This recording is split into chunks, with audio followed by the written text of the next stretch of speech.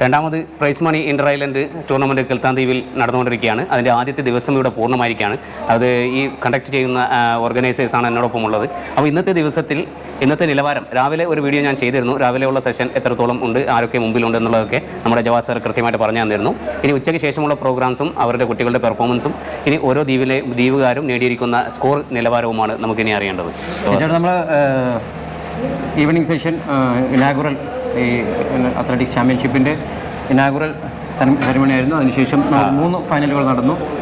100 metre men and women final, അതുപോലെ javelin throw men final, 3 ഫൈനലുകളാണ് നടന്നത്.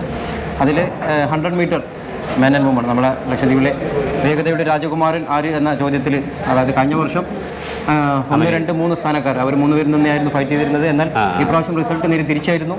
കഴിഞ്ഞ വർഷത്തെ ചാമ്പ്യന്മാരെ തകർത്ത് 3-ാം സ്ഥാനത്തുള്ള മുഹമ്മദ് ഹസാൻ എംപിയാണ്.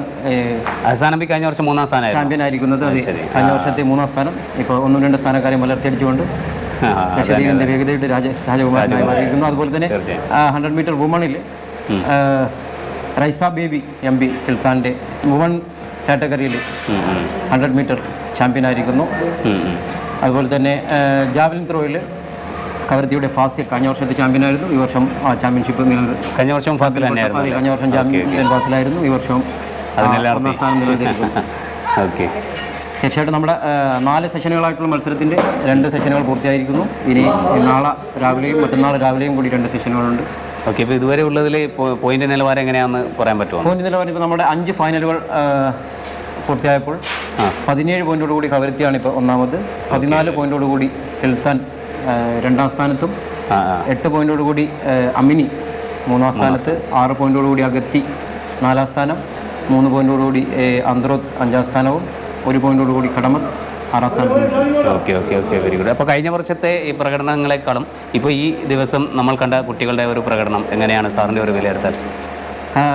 പെർഫോമൻസിൻ്റെ കാര്യത്തിൽ കഴിഞ്ഞ വർഷത്തെ മീറ്റർ റെക്കോർഡുകൾ ഈ വർഷം ഇതുവരെ ഈ 5 ഫൈനലുകൾ നടന്നിട്ടും എത്താനായിട്ടില്ല.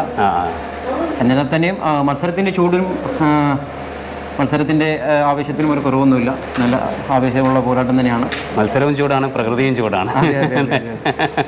ഓക്കെ, ഏതായാലും ഞങ്ങളുടെ പ്രേക്ഷകർക്ക് വേണ്ടി ഇത്രയും വിവരങ്ങൾ നൽകിയ സാറിനും അതുപോലെ തന്നെ ടീം ഒഫീഷ്യൽസ് ആൾക്കാർക്ക് എല്ലാവർക്കും പ്രത്യേകം നന്ദി അറിയിക്കുകയാണ്. തൽക്കാലം ഈ വീഡിയോ ഇവിടെ വൈൻഡപ്പ് ചെയ്യാണ്. തുടർന്ന് നിങ്ങൾക്ക് ഇന്ന് നടന്ന പരിപാടിയുടെ വീഡിയോസ് കാണാം.